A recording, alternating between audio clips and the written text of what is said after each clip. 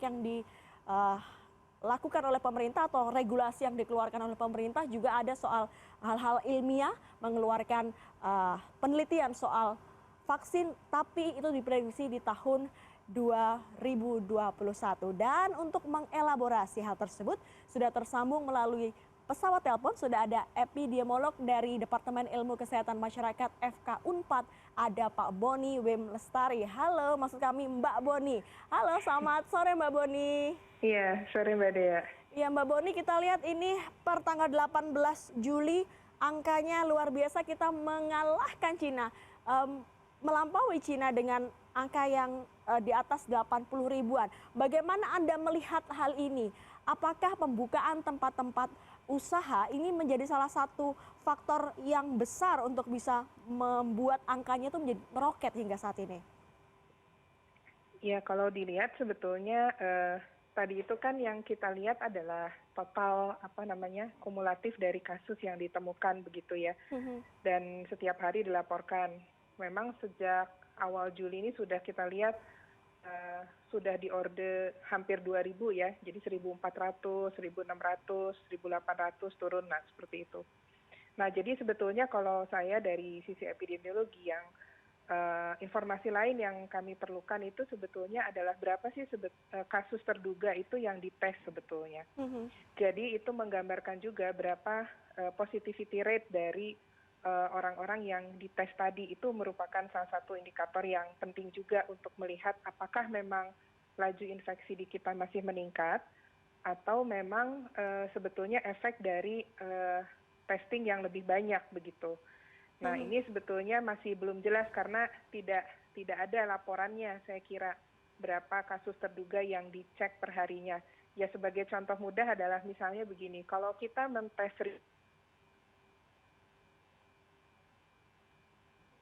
positivity rate kita kan 10% ya.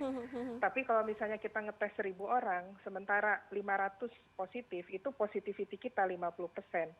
Jadi kalau kita dihadapkan pada kondisi yang demikian, kita bisa bilang bahwa dengan kondisi 50% artinya laju infeksi kita masih tinggi, begitu. Nah, unsur-unsur yang menyebabkan tingginya angka positivity ini yang harus kemudian kita telusuri penyebabnya apa.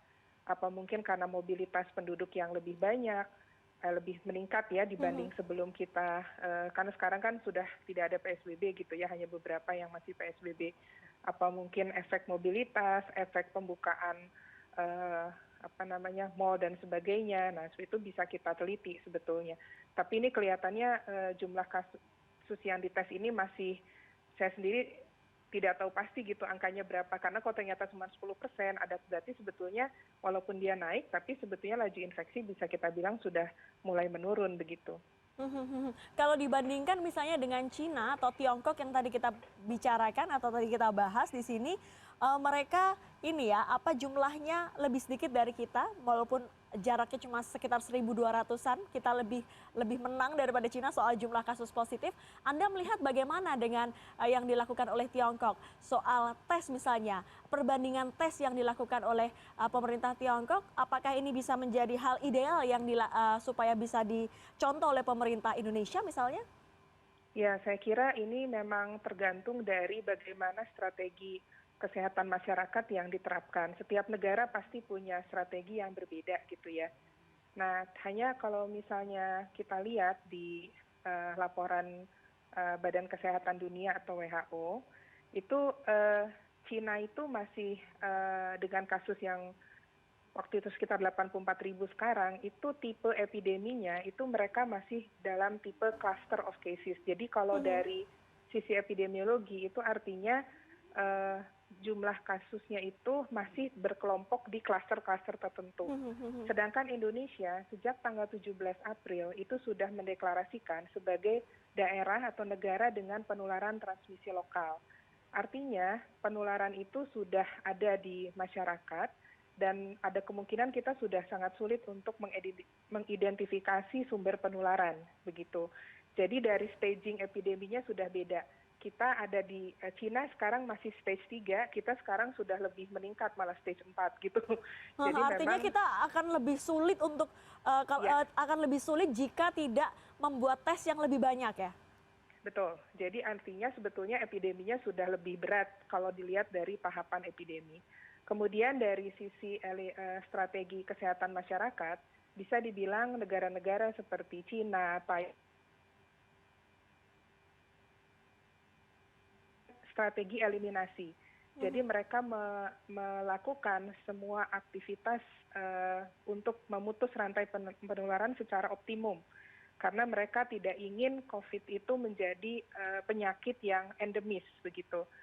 Nah ini dilakukan sudah kelihatan di mana contoh yang mereka lakukan adalah mereka tetap menutup perbatasan sampai ada vaksin atau obat COVID ini hadir gitu ya. Jadi itu memang apa namanya strategi mereka lebih agresif terus terang dibanding kita ya, begitu. Kalau Mbak Boni sendiri dengan teman-teman epidemiolog, sesama epidemiolog, punya nggak punya usul nggak yang paling realistis yang bisa digunakan oleh pemerintah Indonesia? Semoga saja ini pemerintah mendengarkan obrolan kita sore hari ini soal hal yang bisa digunakan oleh pemerintah atau regulasi yang bisa digunakan pemerintah yang dianggap realistis untuk Indonesia saat ini, Mbak Boni. Ya sebetulnya gimana ya? Kemarin itu sebetulnya kita terus terang mulainya agak terlambat, Mbak Dea, kalau menurut saya. Jadi waktu kita menggelontorkan work from home, PSBB gitu tuh, tes kita tuh belum siap gitu. Jadi di saat kapasitas tes sekarang lagi meningkat, epideminya, lajunya, infeksinya juga lagi meningkat. Makanya kita lihat angka tesnya masih banyak yang kita ketemukan positif. Gitu. Jadi waktu itu sebetulnya waktu mulai ada Wuhan melaporkan ada kasus di bulan November 2019 dan kemudian WHO mengumumkan di Januari bahwa ini menjadi suatu pandemi, negara kita tidak siap dan tidak mempersiapkan dengan baik menurut saya gitu. Nah sekarang menurut saya sih itu sudah kayak jadi history gitu ya. Jadi ya sudah terjadi. Jadi yang memang sekarang bisa kita lakukan adalah tetap meningkatkan kapasitas tes dan disiplin menerapkan protokol kesehatan.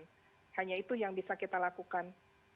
Artinya masyarakat saat ini mau tidak mau harus hidup bersama dengan virus ya?